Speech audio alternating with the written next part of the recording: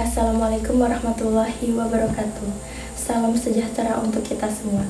Sebelumnya, izinkan saya Vinadi Faranti, mahasiswa Manajemen Bisnis Syariah YIN Kendari, untuk menyampaikan orasi ilmiah dengan tema Melawan Budaya Miskin.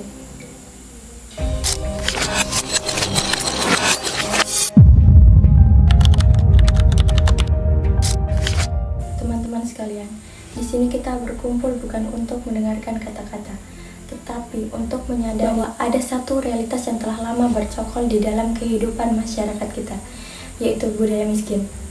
Bukan sekedar miskin secara ekonomi, tetapi miskin cara berpikir, miskin semangat, dan miskin tekad untuk berubah. Inilah kemiskinan yang lebih dalam, yang jika tidak kita lawan, maka akan terus-menerus mewarisi generasi berikutnya dengan nasib yang sama. Budaya miskin belum tentu tidak dimiliki oleh seseorang yang kaya harta.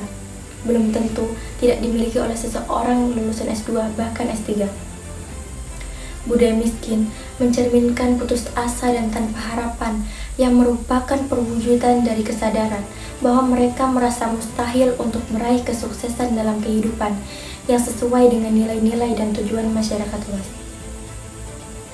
Ingat teman-teman, budaya miskin bukan hanya soal tidak punya uang.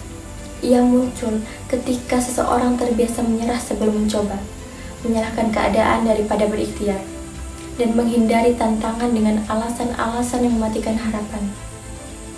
Sehingga orasi ini akan membahas bagaimana budaya miskin itu terbentuk, dampaknya terhadap kemajuan bangsa, dan apa peran kita sebagai generasi penerus dalam melawannya.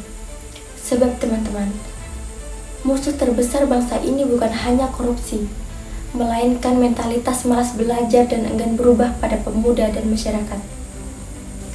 Hal pertama, budaya miskin muncul dari lingkungan yang membenarkan keterbatasan sebagai alasan untuk tidak bergerak.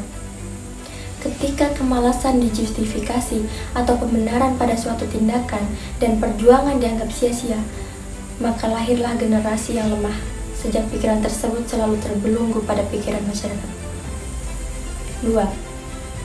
Pendidikan seharusnya menjadi alat pembebas dari kemiskinan. Ketika hanya dijadikan formalitas tanpa pembentukan karakter dan pola pikir positif, justru itu akan memperpanjang rantai budaya miskin. 3. Melawan budaya miskin artinya membangun pola pikir bisa, meskipun belum memiliki segalanya.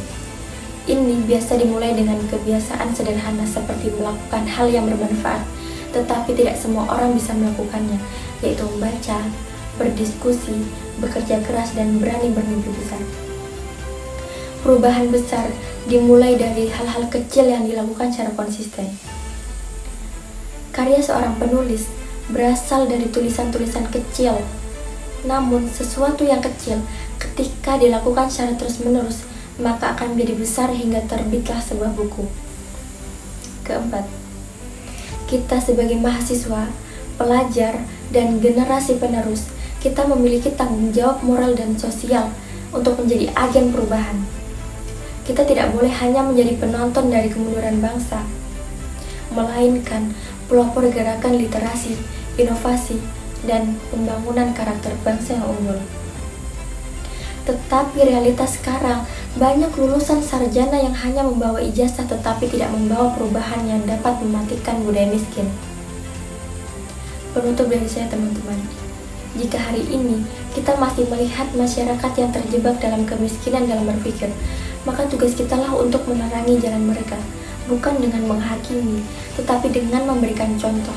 Mari kita buktikan bahwa masa depan tidak ditentukan oleh keadaan, melainkan keberanian untuk mengubahnya. Terima kasih, semoga orasi ini menjadi pemantik perubahan, bukan hanya sekedar kata-kata yang dilupakan oleh waktu. Sekian dari saya, wassalamualaikum warahmatullahi wabarakatuh.